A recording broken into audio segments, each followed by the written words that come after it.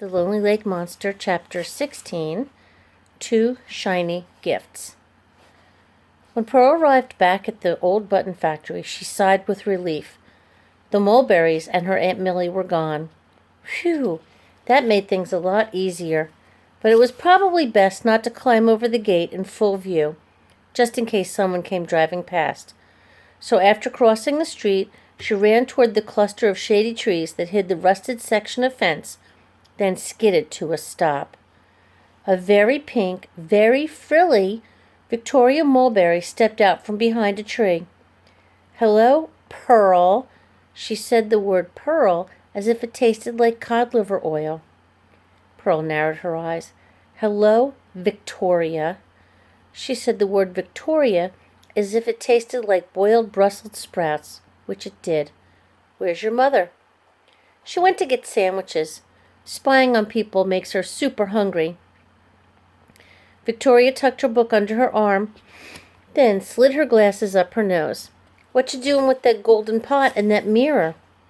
"None of your beeswax," Pearl said. How was she going to climb over the fence without revealing the secret climbing spot? She had to get rid of Victoria. "If you want an appointment to see the doctor, you need to have a worm." Victoria sneered. "I don't have a worm, Pearl." "Then you should find one, Victoria." The sneer rose higher. Turned out, Victoria's upper lip had gotten caught on her blue braces. She pulled it free, then said, "I don't know where to find a worm." Pearl looked around, then stepped closer to Victoria, as if she were about to reveal a big secret. "Dr. Wu told me that on nice summer days, worms like to go swimming. They take their families to the park and float in the water." Pearl nearly laughed. Ben would be so impressed by her crazy story.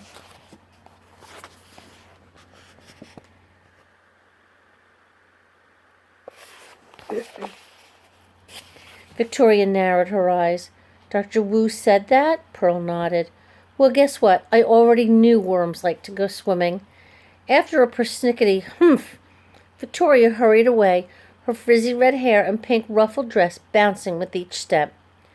Pearl didn't waste another second.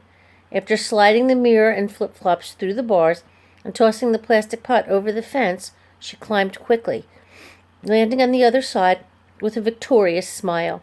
Then she ran to the lake. Ben and the leprechaun were still sitting on the island's beach, a growing pile of fish between them.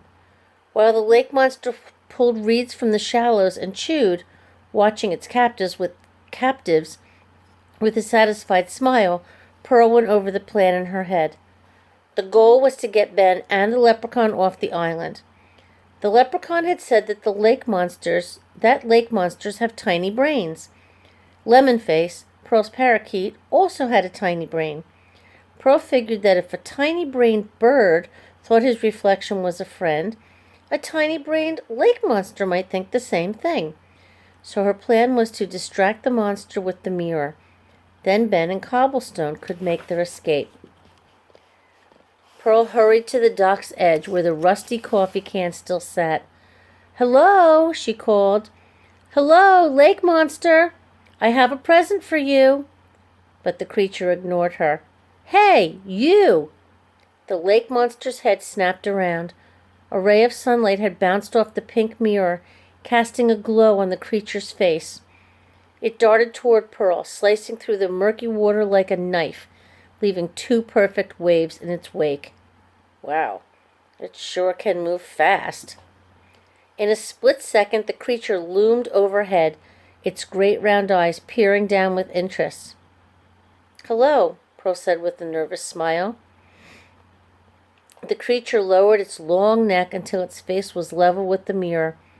Then it blinked and stared at its reflection. A soft purring sound vibrated in its throat. Great! The plan was working.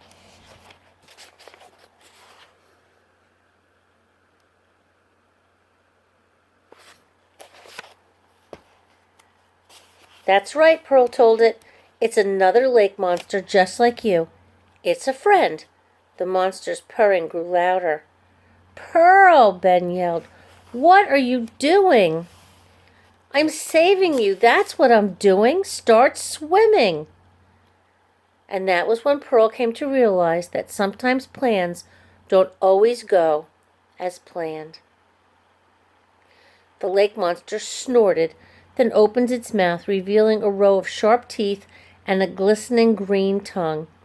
And before Pearl could say, "Hey, have you ever thought about chewing on some breath mints?" she was lifted into the air. "Whoa!" she cried, her stomach clenching. Then she realized that she was riding in the mouth of a lake monster, which was a pretty cool thing indeed. At least the monster didn't spin like the Whirltron at the Milky Dale County Fair. She stared worriedly at the hospital. Fortunately, no faces appeared in any of the windows. She held tight to the mirror in one hand, the golden pot in the other. As the creature picked up speed, its little teeth prickled through the waistband of her basketball shorts. Just as she thought she might forget how to breathe, Pearl landed on the beach with a plop. Ben rushed to her side. His short hair was drenched in monster slobber. "Where's Mr. Tabby?" "We don't need Mr. Tabby because I have a plan," she said, scrambling to her feet. "A plan?" Ben's voice got kind of screechy. "A plan? Your plans are terrible. You took a leprechaun out of the hospital. A sick leprechaun." Right on cue, gold dust sprayed out of Cobblestone's nose. "What if he gets sicker?" I know, Pearl interrupted. "You don't have to yell at me." Ben snapped his mouth closed. "I'm not yelling," he said between clenched teeth. "I'm pointing out the fact that this is a big mess. I should have listened to my grandfather. He told me you were a troublemaker." Tears stung the corners of Pearl's eyes, but she held them back. That was a really mean thing to say. "You're the one who talked me into leaving the hospital, and you're the one who brought Cobblestone outside, and now we're all stuck on this stupid island." The leprechaun grunted in agreement. Pearl stepped aside as the lake monster lunged for the mirror. "Well, maybe that's all true, but I'm going to fix things," she announced. She walked over to the leprechaun and set the golden pot at his feet. "I brought this present for you," she told him. "I'm sorry I took your gold." He dabbed his nose with his handkerchief. "This be a present for Cobblestone?" "Yes, for Cobblestone's gold."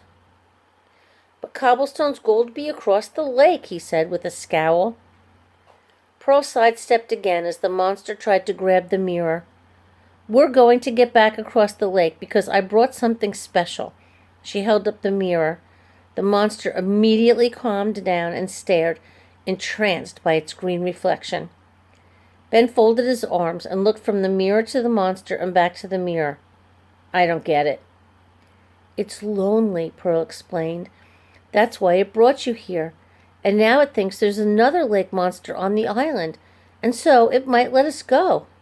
"Might?" Ben asked. "Might let us go?" "I can't be sure, but I think it will work." Pearl started walking down the beach, holding the mirror aloft. The creature paddled alongside, its graceful neck keeping pace with Pearl. Pearl stopped at the trunk of a huge pine tree. "We'll put it in here," she said.